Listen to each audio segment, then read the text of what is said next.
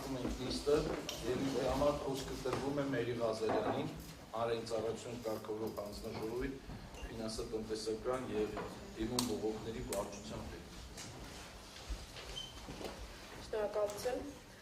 Նախքան ելույթը սկսելը միանիշ նշեմ, որ որևէ նոր փաստարկ, նոր հանգամանք չունենք եւ չի ներառվել որոշման նախագծում։ Նիստի քննարկումների ընթացքում վարույթի մասնակիցները բազմիցս հանդես են եկել պնդման բառային, որ վարույթը հանձնաժողովի կողմից պետք է իրականացվել բացառապես լիազոր մարմնի կողմից ներկայացված հաղորդմամբ բարձրացված հնարավոր խախտումների ուսումնասիրության շրջանակում։ Տպավորություն է ստեղծվում, որ հանձնաժողովը գործ ունի դասական վարչական վարույթի հետ, դրան բնորոշ ստանդարտ կարգավորումների կիրառման տրամաբանությամբ։ Մինչդեռ բոլորս տեղյակ ենք, որ տվյալ վարչական վարույթը հարուցվել է բոլորովին այլ հանգամանքներում, բոլորովին այլ իրավիճակում եւ օրենքով նախատեսված այնպիսի առանձնահատուկ հիմքով, որն ինքնին բնութագրվում է տվյալ վարույթի ընդգրկուն եւ համակողմանի շրջանակը։ Մասնավորապես, վարչական վարույթը հարուցվել է լիազոր մարմնի ներկայացրած հաղորդման հիման վրա, որում մատնանշվել են էլեկտրաէներգետիկական համակարգում այնպիսի հնարավոր խախտումների մասին, որոնք առերևույթ վկայել են էլեկտրաէներգետիկական համակարգի անվտանգությունը կամ հուսալիությունը վտանգելու, սպառողների իրավունքների կամ օրինական շահերը խախտելու կամ լիցենզիայի պայմանները կողմից խախտելու մասին։ Նշվածի հաշվարկմամբ հանձնաժողովի նախագահը ղեկավարվելով օրենքով իրեն վերապահված բացառիկ իրավասությամբ ընկերության նկատմամբ հարուցել է վարչական վարույթ ինչպես էներգետիկայի մասին օրենքի, այնպես էլ հանձնաժողովի էներգետիկայի բնագավառում օրենսդրության համաձայն ընդունված իրավական ակտերով սահմանված պահանջների հնարավոր խախտման փաստերի ուսումնասիրության նպատակով։ Ավելին, հաշվի առնելով իրավիճակին բնորոշ առանձնահատուկ կարգավորումները, հանձնաժողովի նախագահը միաժամանակ կիրառել է նաև օրենքով նախատեսված կանխարգելիչ միջոցառում, նշանակելով ժամանակավոր կառավարիչ։ Այստեղ ուզում եմ հատուկ մատնանշել, քանի որ անընդհատ վիճարկվեց այն փաստը, որ ընդամենը 2-3 կետով է անդրադարձ կատարվել որոշման նախագծում հաղորդմանը, նշեմ, որ այդպես չէ, քանի որ ներառվել են ինչպես հավելագրումները եւ հնարավոր միջամտությունները հաշվիչներին, ինչպես որակի ցուցանիշները, միացումները, գնումների մրցույթ իրականացնելու գործընթացը ներդրումների կիրառմամբ,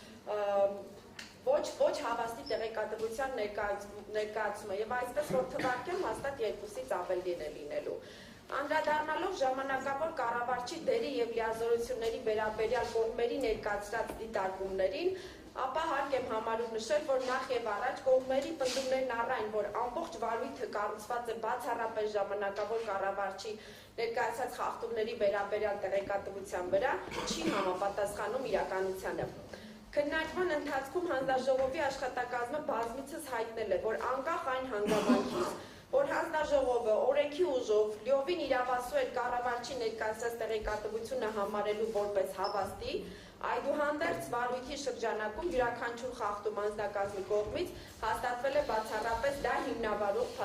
փաստական տվյալներով, այդ թվում իր կողմից կատարված մոնիտորինգների արդյունքներով։ Ավելին, առնվազն տարակուսելի է կողմերի պնդումն առայն, որ ժամանակավոր կառավարչի հայտնաբերած խախտումների մասին վերջինս անմիջապես դիմել է հանձնաժողով։ Նախ, ժամանակավոր կառավարիչը, որպես օրենքով ընկերության գործադիր մարմնի գործառույթ իրականացնող, կոչված է ապահովելու ընկերության բնականոն աշխատանքը, իրականացնելու ճգնաժամային կառավարում, որի շրջանակում նաև վերհանելու այն բոլոր խնդիրներն ու խախտումները, որոնք հիմք են եղել վարույթի հարուցման եւ ժամանակավոր կառավարչի ինստիտուտի ներդրման։ Դահլիճում աղմուկ կա, խնդրում եմ լրություն եւ ուշադիր լսում եք զեկուցողին։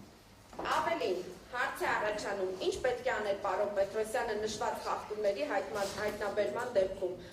կոծկեր դրանք, արդյոք դա է պահանջում ընկերության լավագույն շահը։ Ինչպես ներկայացվել է իմ հիմնական ելույթում, որոշման նախագծում մանրակրկիտ անդրադարձ է կատարվել վարչական վարույթի ընթացքում հաստատված իրավախախտումներից յուրաքանչյուրին, դրանց առաջացած հետևանքներին եւ դրանց հաշվառմամբ համարժեք պատասխանատվության միջոցի ընտրությանը։ Ամփոփ եմ, արձանագրված խախտումները ընդհանրացված 6 կետերը անդրադարձ կատարելով որոշման նախագծի քննարկման ժամանակ մասնակիցների կողմից հնչեցված պնդումներին։ Առաջին, ԲԵԱՀ խափանում։ Անհրաժեշտ եմ համարում հատուկ անդրադառնալ ԲԵԱՀ-ում առկա տվյալների ջնջման մասով վարույթի մասնակիցների կողմից ներկայացված մի քանի պնդումներին։ Նախ եւ առաջ արձանագրեմ, որ խոսքը ոչ թե տեխնիկական սխալի, այլ համակարգային կարևորագույն խնդրի մասին է, որը վերաբերում է 700,000-ից ավելի սպառողների իրավունքների պաշտպանությանը եւ այն նպատակին, որի համար ներդրվել էր սպառողների գրպանից վճարվող միլիարդավոր դրամներ։ Ներկայացվեց նաև դիտարկում առ այն, որ ԲԵԱՀ-ում գրանցված տվյալները չեն ջնջվել, հարկ եմ համարում ընդգծել, որ այդ մասով ևս որևէ հիմնավորող ապացույց չի ներկայացվել մասնակիցների կողմից։ Ավելին, ֆինանսատեխնիկական եւ դիմումների քննարկման վարչության տեխնիկական բաժնի պետի կողմից ևս մեկ անգամ իրականացվել է ԲԵԱՀ-ի ունենալով դրա թույլտվություն եւ հնարավորություն ԲԵԱՀ-ի բազայում առկա տվյալների ուսումնասիրությունում, որի ևս մեկ անգամ ընդգծվել է, որ 30 րոպեանոց, 1 ժամանոց, օրեկան եւ մնացած տվյալները մինչեւ 2024 թվականի հոկտեմբեր-նոյեմբեր ամիսները ամբողջությամբ ջնջված են։ Ընդ որում 2024-25 թվականներից հետո վերականգնված տվյալները դեռևս ամբողջական չեն եւ կան շատ սպառողներ, ում համար տվյալները սկիզբ են առնում օրինակ 25 թվականի մարտից։ Այնպես որ նման պնդումը մասնակիցների կողմից, որ այդ տվյալները առկա են, չունի որևէ ապացույց եւ իրատեսական չէ։ Այսպիսով, հենց ավտոմատ մյուս կողմից արձագանք արվեց ABCS համակարգին, հատուկ ուզում եմ նշել բոլոր ներկաների համար։ ABCS համակարգը, բիլինգի համակարգը այսպես ասված, իրականացվում է ձեռքով, այսինքն ԲԵԱՀ մուտք արված ավտոմատ գրանցված տվյալներից համակարգի օպերատորները եւ համապատասխան բաժինները ձեռքով մուտք են անում տվյալները ABCS համակարգ։ Եվ այստեղ հստակ առաջանում է ռիսկ, ինչպես այդ ցուցմունքների տեսուչների կողմից գրանցման, այնպես էլ հետագայում օպերատորի կողմից այդ ցուցմունքների համակարգ մուտքագրման տեսանկյունից, այնինչ փաստվել է տարբեր բացատրություններով։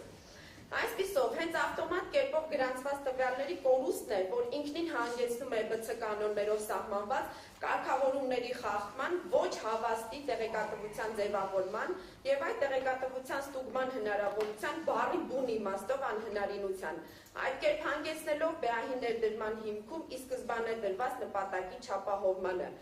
Ընդ որում, հենց այդ նպատակի իրականացման համար հանձնաժողովի հետ համաձայնեցվել է շուրջ 113 միլիարդ դրամ ընդհանուր արժեքով աշխատանքի կատարումը, որից փաստացի իրականացվել եւ սպառողների համար սահմանված սակագներով արդեն իսկ ներառվել է շուրջ 70 միլիարդ։ Թվերի տարբերությունը վկայում է, որ այո, ԲԵԱՀ համակարգը դեռևս ամբողջական չի ներդրվել։ Արդյունքում 700,000-ից ավելի սպառողներ փաստացի զրկված են իրենց մասով գրանցված տվյալների սպառման, պաշտպան ցանց առաքման վերաբերյալ ամբողջական տեղեկատվությունը կամ դրան հասանելիություն ստանալու իրավունքի իրացման հնարավորությունից։ Ընդ որում տվյալ տեղեկատվության հասանելիությունից զրկված է նաև հանձնաժողովը։ Կներեք, երկրորդ կետ, թերգրանցումներ եւ հավելագրումներ։ Պարոն Ղազինյանը իր ելույթում նշեց, որ բաժանորդների, ինչ ավելի ճիշտ է սպառողների հավելագրումները եւ թերգրանցումները եւս մոտավոր հաշվարկված են։ Հատուկ ուզում եմ շեշտեմ, որևէ սպառողի հավելագրում եւ թերգրանցում գնահատված չէ մոտավոր կերպով։ Խոսքը վերաբերվում է սեփական կարիքների համար հավելյալ ծախսին, իսկ սեփական կարիքի շենքը սպառող չէ, որպեսզի հավելագրում բառ կիրառվի։ Դեցի գլխավոր տնօրենի ներկայացուցիչը կասկածի տակ դրեց հանձնաժողովի անձնակազմի կողմից որոշման նախագծում ներառված տեղեկատվության ճշմարտացիությունը, հավելագրումների, թերգրանցումների եւ սեփական կարիքների համար հավելյալ ծախսումների մասով, չներկայացնելով հակառակը ապացուցող որևէ փաստական տեղեկատվություն։ Ամբողջը հիմնված է խոսքի վրա, ինչպես ես հիշում եմ, ինչպես ինձ ասվել է, ինչպես ես գիտեմ։ Հարկ եմ համարում եւս մեկ անգամ արձանագրել, որ վարչական վարույթի շրջանակում առևտրային հաշվարկի սարքերի ցուցմունքների անհամապատասխանությունները, հավելագրումները եւ թերգրանցումները, ինչպես նաեւ տարբեր եղանակով գրանցված հաշվիչների առկայությունը Փաստվել են Գեղամա մասնաճյուղի Սևան էլ ցանցում, Արաքս մասնաճյուղի Արտաշատ եւ Մասիս էլ ցանցերում, Դեբետ մասնաճյուղում, Ղարս մասնաճյուղի Արթիկանի, Ախուրյան եւ Գյումրի էլեկտրական ցանցերով, քանի որ Ախուրյանն էլ ցանցի մասին նշվեց, որ այնտեղ խախտում չկա, դրա համար շեշտադրում եմ։ Ավելին, եթե բնակիչ բաժանորդներին հավելագրված եւ թե գրանցված էլեկտրական էներգիայի փաստով խախտվում են կոնկրետ անհատների իրավունքները, ապա բյուջետային կազմակերպությունների պարագայում, ինչպիսիք են դպրոցները, մանկապարտեզները, զորամասը եւ առավել եւս ԱԾԶ-ին պարետատումը եւ այլն, ինչպես նաեւ ընկերության սեփական կարիքների համար էլեկտրաէներգիայի հավելյալ ծախսերի գրանցման դեպքում խախտվում են բոլոր սպառողների իրավունքները միառժամանակ։ Ինչ վերաբերվում է պնդմանը, որ սեփական կարիքների համար էլեկտրաէներգիայի հավելյալ ծախսերը հատուկ ուռճացվել են հանձնաժողովի անձնակազմի կողմից, արձանագրեմ, որ որոշման նախագծում ներառված մոտ 3.9 միլիոն հավելյալ ծախսից ընդամենը մեկ մասնաշենքի 727,000 կիլովատ-ժամը, որը կազմել է ընդհանուր թվի մոտ 1/4-ը, փաստված է փորձագիտական եզրակացությամբ։ Իսկ 6 մասնաշենքերի համար գնահատված մասի իրատեսական լինելը ակնհայտ կերպով հետևում է նաև վերջին 3 տարվա ծախսային վարքագծից։ Օրինակը բերեմ թվային տվյալներով։ Օրինակ, Մաշտոցի ցանցի վարչական շենքի էլեկտրաէներգիայի ծախսը 2023-24 թվականների սեպտեմբեր-հոկտեմբեր ամիսներին հատուկ ընտրվել են աշնանային ամիս, որպեսզի խնդիր չառաջանա մեծ ծախսի հետ, գնահատվել է մոտ 30,000 կիլովատ-ժամ ծախս։ Մինչդեռ ժամանակավոր կառավարչի նշանակվելուց հետո 2025 թվականի սեպտեմբեր ամսին գրանցվել է մոտ 5,000 կիլովատ-ժամ ծախս սեպտեմբեր ամսվա համար եւ 7,400 կիլովատ-ժամ ծախս հոկտեմբեր ամսվա համար։ Նույն պատկերը դիտվել է նաև մյուս վարչական շենքերի դեպքում։ Ինչ վերաբերվում է պարոն Ղազիմյանի պնդմանը, որ հաշվիչները կարող են թերությունով լինել, սխալ գրանցվել եւ այլն, 2 տարի անընդմեջ նման խախտումները պարտավոր էին հետի աշխատակիցները նշել, գտնել եւ իրականացնել հաշվիչի համապատասխան կերպով ստուգաչափում։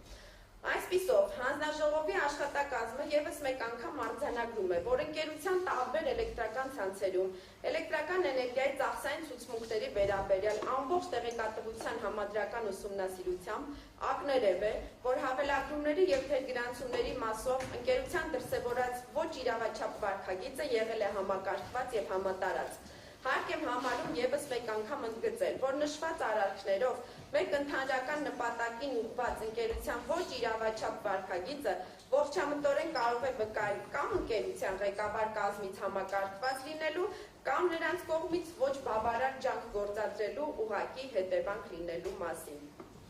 Երրորդ կետ՝ միացումներ։ Միացումների վերաբերյալ տեղեկատվությունը շահարկվեց թվային տվյալների տեսանկյունից։ Այստեղ ցանկանում եմ ընդգծել, որ խնդիրը խախտման ոչ միայն թվային տվյալների առկայությունն է, այլ այն փաստը, որ նախքան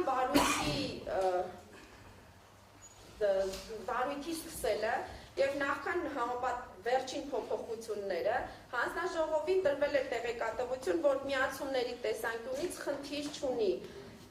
ընկերությունը հաշվի առնելով նաեւ հանձնաժողովի կողմից վերջին կանոնների փոփոխությունները։ Այնուամենայնիվ, միացումների վերաբերյալ հանձնաժողովի անձնակազմ առաջարկում է իրականացնել որոշման նախագծում խախտումների ճշգրտում, հաշվի առնելով հարցը հանձնաժողովի նիստի քննարկմանը ներկայացվելուց հետո ընկերության ներկայացուցիչների կողմից աշխատանքային քննարկման ժամանակ վերջիններիս ներկայացած նոր հիմնավորումները, որոնց քննարկման արդյունքում պարզվել են, որ մի փոքր թվերի շտկումներ ունենք։ Արդյունքում, որպեսզի ժամանակը շահեմ, հանձնաժողովի անձնակազմը միևնույն արձանագրում է, որ մանրամասն ուսումնասիրված 609 դեպքից 234-ը, չգիտեմ ինչ 20-30 դեպքեր նշվում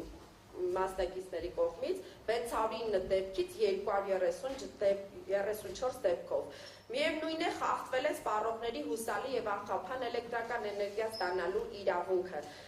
Նշեմ, որ պարզ թվաբանություն է, 234-ը 609-ի մեջ մոտ 40%-ն է կազմում։ Չորրորդ կետ, ոչ հավաստի տեղեկատվության տրամադրում։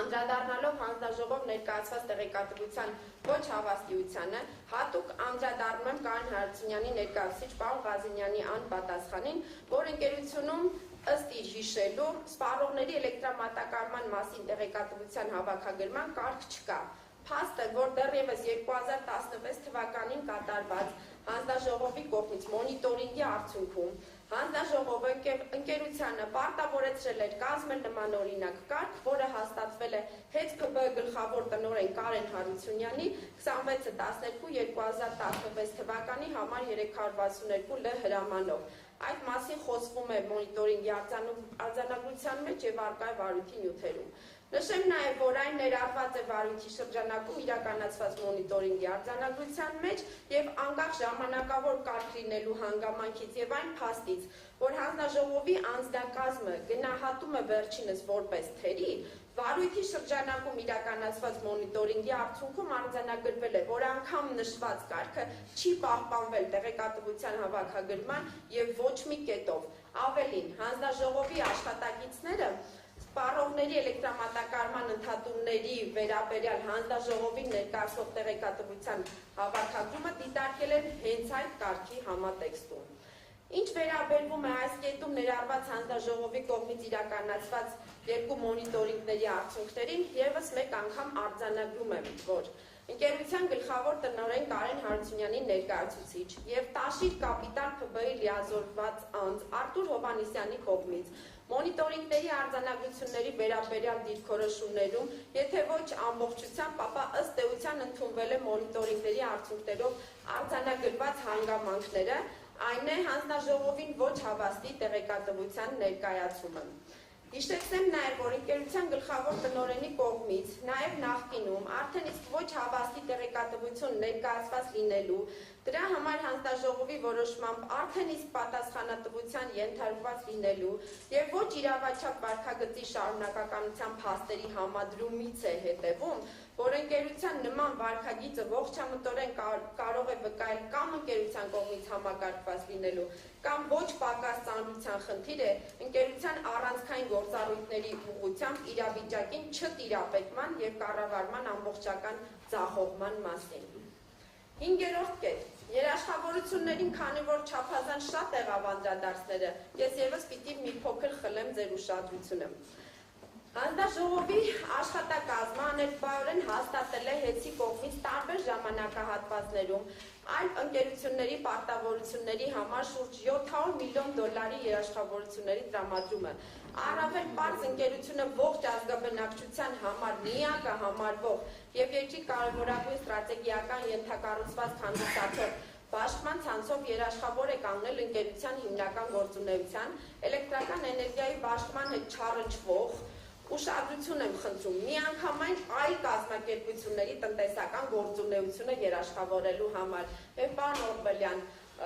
էներգի բառը դեռ չի նշանակում, որ դա ՀԵՑ-ի հետ կապ ունի տվյալ կազմակերպությունը։ Ավելին, խնդրահարույց է հատկապես այն, որ ընկերությունն իր բնական մենաշնորհային դիրքից եւ վերապահված բացառիկ իրավունքներից բխող հսկայածավալ ռեսուրսներն օգտագործել է այն ընկերությունների համար, որոնց հետ ունի ենթադրյալ ընդհանուր տնտեսական շահ եւ որոնք միաժամանակ հանդիսացել են կամ իր կապալառու ընկերությունները կամ էլեկտրաէներգետիկական շուկայի մրցակցային հատվածում գերիշխող դիրք ունեցող մասնակից, խոսքը մասնավորապես Energy Supply ընկերության մասին է, որը էլեկտրաէներգետիկական շուկայի մրցակցային հատվածում սպառման շուրջ 70%-ի մատակարարներ։ Արդյունքում նշված ընկերությունների համար ստեղծվել է տնտեսապես չհիմնավորված արտոնյալ պայմաններ, արհեստականորեն բարելավելով վերջինների շուկայական դիրքը, վերջիններից համար ստեղծելով նպաստավոր պայմաններ ընկերության կարիքների համար հայտարարված գնման գործընթացներում հաղթող ճանաչվելու եւ տնտեսական փակ շղթա ստեղծելու համար, իր հետ բերելով նաեւ ընկերությունից դրամական միջոցների արտահոսք։ Տարակուսելիորեն վերը նշվածը պարոն Օրբելյանի կողմից դիտարկվեց որպես ընկերության հնարավոր արդյունավետ գործունեության ցուցանիշ։ Խնդրու առարկա համատեսում կարևոր եմ համարում ընդգծել, որ ընկերությունը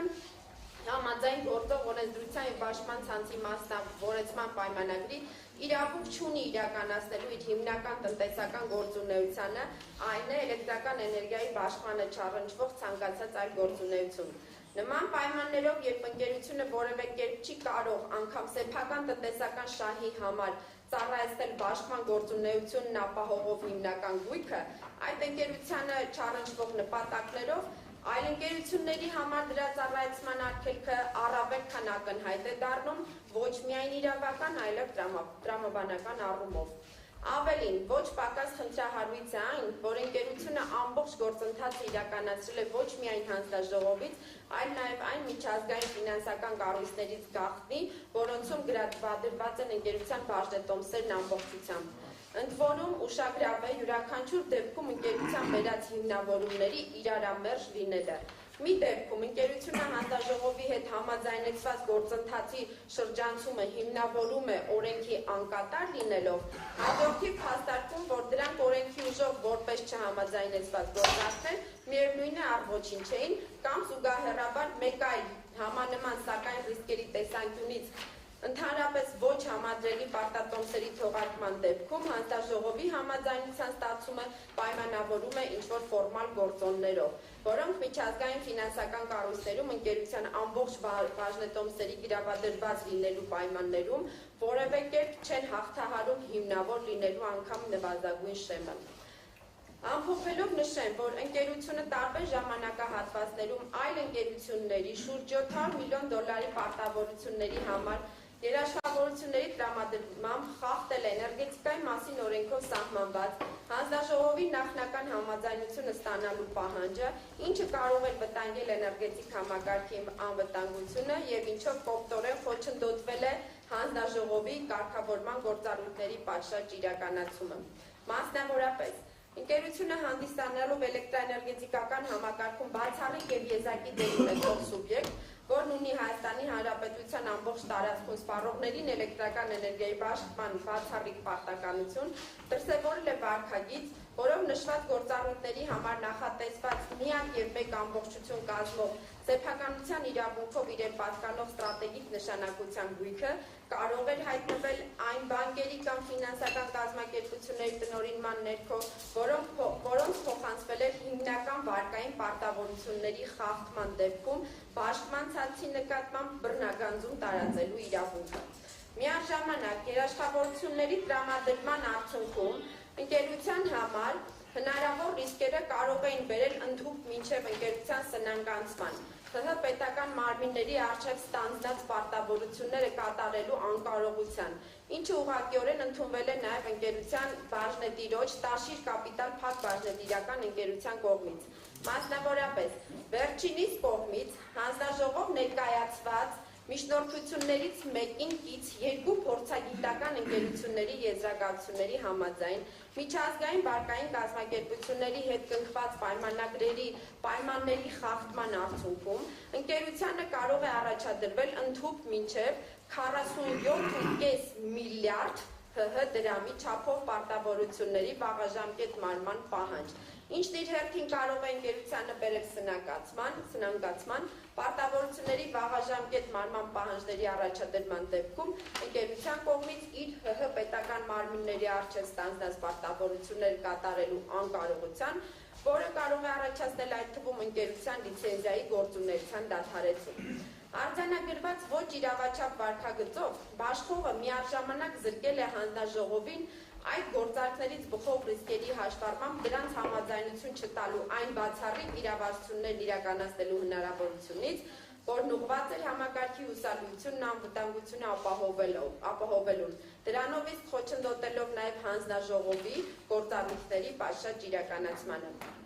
Վերոնշյալի հաշվառմամբ հանձնաժողովի աշխատակազմը գտնում է, որ ընկերությունը խնդրու առարկա երաշխավորությունների տրամադրմամբ սեփականության իրավունքով իրեն պատկանող Հայաստանի Հանրապետության ամբողջ տարածքում սպառողներին էլեկտրական էներգիայի պաշտպան համար նախատեսված միակ ցանցը ուղղակիորեն ծառայեցնելով իր գործունեությանն ընդհանրապես չառնչվող անձանց ֆինանսավորմանը, ընկերության հետագա գործունեության համար ստեղծել է լրջագույն ֆինանսական եւ դրանից բխող անվտանգային ռիսկեր։ Ավելին, նշված գործողությունների կատարման արդյունքում Բաշխողը, անտեսելով իրեն վերապահված բացառիկ դերից բխող կարևորագույն պատասխանատվությունը, իրականացրել է բնական մենաշնորհային համարվող պաշտպանցանցի բացարձակապես ոչ արդյունավետ, տնտեսապես չհիմնավորված կառավարում և շահագործում, վտանգելով նվազագույն ծախսումներով երկարաժամկետ կտրվածքում սպառողների անխափան էլեկտրամատակարարման ապահովումը, ինչն իրականացվել է համակարգված կերպով, խախտելով լիցենզիայի պայմանների 5-րդ կետի 3-րդ ենթակետով նախատեսված պահանջը։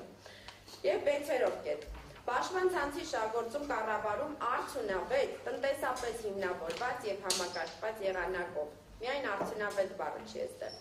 Այստեղ հարկ եմ համարում ընդգծել, որ վարույթի մասնակից կողմերից և ոչ մեկը անդրադարձ չկատարեց այն հանգամանքին, որ ընկերությունը իր աշխատակիցներին և իրեն պատկանող հատուկ տեխնիկան ծառայեցրել է մասնաճյուղի սպասարկման տարածքում գործունեություն ծավալած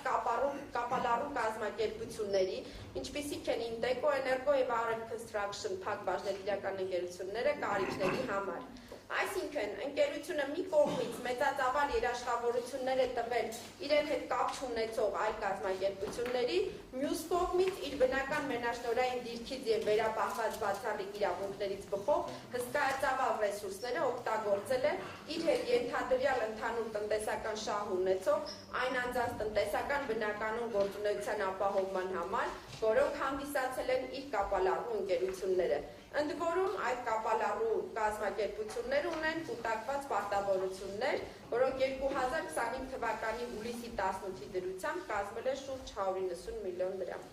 Եվս մեկ անգամ ընդգծեմ, որ չհավաքագրելով դեբիտորական պարտավորությունները, ընկերությունը ռիսկի տակ է դնում իր դրամական հոսքերը և իր ընթացիկ գործունեության ապահովման համար ստիպված է լինում ներգրավել փոխառու միջոցներ։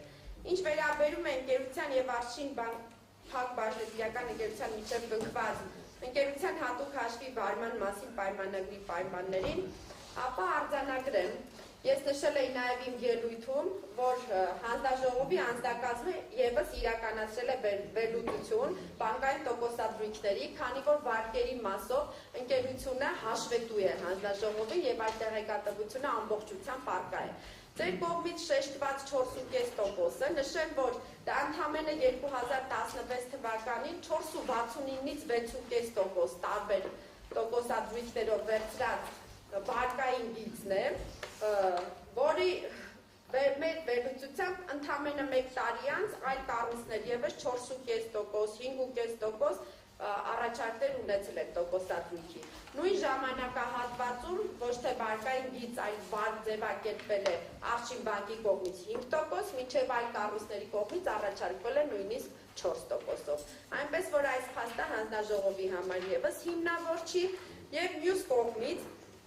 հանձնաժողովի անձնակազմը ընդունելի չի համարում Տաշի կապիտալի ներկայացուցիչների կողմից մեջբերված աշխատակիցներին տրվող արտոնյալ պայմաններով օվերդրաֆտները որպես արդյունավետ կառավարման հանգամանք դիտարկելը, քանի որ